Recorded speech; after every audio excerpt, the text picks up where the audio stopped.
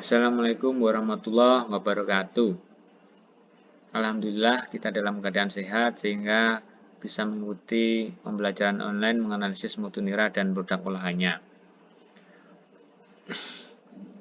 Untuk kali ini kita akan fokus pada parameter mutu dari olahan nira, yaitu pada parameter glukosa dan sakarosa. Gula palma adalah gula yang dihasilkan dari pengolahan nira pohon palma, yaitu aren, kelapa, siwalan, atau jenis palma lainnya, dan berbentuk cetak atau serbuk granula. Di masyarakat dikenal dengan nama gula merah, gula kelapa, atau gula semut kalau wujudnya berupa serbuk. Syarat mutu gula palma sesuai SNI nomor 0137431995 meliputi keadaan terdiri dari bentuk, rasa, aroma, dan warna, kemudian bagian yang tidak larut air, kemudian air, abu, gula produksi, jumlah gula sebagai sakarosa, cemaran logam, dan masih ada lagi yang di sini tidak saya cantumkan.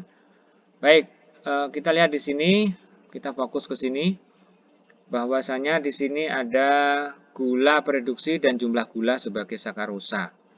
Dengan masing-masing syarat mutunya, gula produksi adalah 10% maksimum untuk gula yang cetak, minimum 6% untuk butiran, ya bentuknya butiran atau di sini biasa sebagai gula semut. Berikutnya adalah sakarosa, itu maksimum 77%. Sementara untuk yang butiran minimum 90%. Jadi memang dikehendaki kristal itu mendaki sakarosa dengan konsentrasi yang tinggi, 90%. Baik, kita lanjut. Nah, dari SNI tersebut, gula produksi dan sakarosa menjadi syarat penting dalam penentuan mutu gula palma. Komposisi gula tersebut menentukan tekstur dari gula palma yang terbentuk. Kandungan gula produksi dan sukrosa pada nira menentukan mutu dari gula palma yang dihasilkan. Kita ketahui glukosa itu tidak bisa mengkristal, sehingga kalau konsentrasinya glukosa tinggi, maka gula palma yang terbentuk akan lebih lembek. Nah, lembek ini akan mempengaruhi penerimaan konsumen terhadap gula palma tadi. Untuk penentuan gula produksi kita mengacu pada SNI nomor 0128921992 cara uji gula butir 2.1 dan SNI 0128921992 cara uji gula butir 3.1 untuk gula sebagai sakarosa. Baik, tadi kita sudah singgung beberapa istilah. Pada penetapan gula ini meliputi A. Gula sebelum inversi atau gula bersifat reduksi, yaitu glukosa ataupun fruktosa. B. Gula sesudah inversi atau gula invert atau gula total. C. Gula biasanya dihitung sebagai sukrosa. D. Untuk menetapkan kadar gula harus dipreparasi atau disiapkan untuk mendapatkan larutan induk 1 yang nanti digunakan untuk gula sebelum inversi dan gula sesudah inversi. Baik, dasarnya penetapan gula sebelum inversi dulu ya. Gula produksi atau di sini adalah contohnya glukosa dan fruktosa dapat mereduksi. Mereduksi itu mengurangi bilangan oksidasinya ya. Mereduksi larutan LUF yang terdapat CuO di dalamnya menjadi Cu2O yang berupa endapan berwarna merah bata. Kelebihan CuO akan direaksikan kembali dengan Ki melepaskan I2 dalam suasana asam. Lalu I2 yang dilepaskan dititer dengan natrium tiosulfat 0,1 N dengan indikator kanji sehingga didapatkan titik akhir larutan tidak berwarna dan endapan putih susu. Untuk mengetahui CuO yang bereaksi dengan monosakarida, maka dilakukan blanko. Baik, reaksinya seperti ini. Glukosa itu kita reaksikan dengan LUF, yang mana LUF mengandung CuO secara berlebih dan terukur. Terukur di sini maksudnya adalah bahwa volumenya kita ketahui, karena nanti akan kita tentukan untuk mengurangi jumlah CuO yang tersisa. Direaksikan dalam kondisi panas, dihasilkan asam glukonat yang juga menghasilkan CuO2 yang berwarna merah bata. CuO yang sisa, jadi kita tadi kan memberikan loop yang berlebih, yang tidak semuanya terreduksi oleh glukosa, maka CuO yang tersisa kita reaksikan dengan Ki dan dalam suasana asam kita tambahkan H2O4, menghasilkan CuI2 dan K2SO4 dan H2O. CuI2 itu nanti akan melepas I2 menjadi CuO2I2. I2 ini yang akan kita titrasi menggunakan natrium sulfat, ya, dengan indikator amilum. Nah, ini skemanya atau baganya.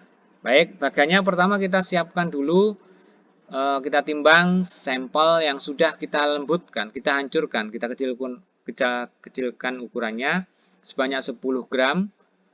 Kemudian kita masukkan ke dalam labu ukur 250 ml.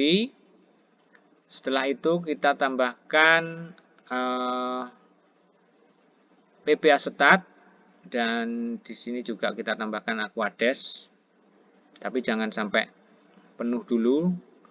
Kemudian setelah itu PP asetat itu fungsinya adalah untuk mengendapkan senyawa selain karbohidrat, misalnya protein maupun pewarna ataupun lainnya. Kemudian kelebihan PP asetat nanti kita tambahkan amonium fosfat 10%, ya, sebanyak 15 ml. Nah, setelah itu baru kita tera sampai dengan tanda batas, ya. Setelah itu sudah sampai dengan tanda tera ini kita hentikan. Jangan sampai lebih, karena kalau lebih akan berbeda, nanti akan mempengaruhi faktor pengencerannya. Setelah itu kita diamkan, kita simpan dalam lemari 15-30 menit. Setelah itu baru kita saring. Kita ambil filtratnya.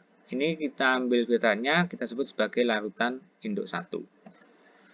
Nah, dari larutan induk tadi kita ambil 10 ml, kita tambahkan, kita masukkan ke dalam air Mayer, tambah 25 ml larutan Louf. Nah, ini yang kita katakan terukur tadi, berlebih tapi terukur, ya, 25 ml. Terukur diketahui milinya, diketahui volumenya. Dan 15 ml Aquades plus batu didih untuk mempercepat pemanasan. Tapi kalau nggak ada, enggak apa-apa. Berikutnya kita reflux, kita panaskan dengan ditutup pendingin balik. Diharapkan 3 menit langsung mendidih, dan kita pertahankan 10 menit mendidih. Setelah itu kita kita dinginkan, berarti kita harus sudah siapkan dulu sebelumnya baskom yang berisi air untuk merendam. Nah, setelah itu selesai, begitu dingin kita tambahkan 25 ml H2O 25%, 25 ml asam sulfat 25%, dan 10 ml Ki 10%. Nah, lanjut. Kemudian setelah itu langsung kita titrasi. Tentunya kita harus sudah siapkan sebelumnya titrannya berupa natrium tiosulfat 0,1 N yang sudah distandarisasi, tentunya sudah diketahui normalitasnya. Kita titrasi sampai kuning muda. Kemudian kita tambahkan indikator kanji 20 tetes. Lanjut titrasinya dihentikan sampai dengan tidak berwarna dan ada endapan putih tulang, begitu ya, warnanya putih tulang begitu. Warnanya putih. Setelah itu dihentikan. Kalau sudah selesai itu berarti sudah mencapai titik akhir titrasi.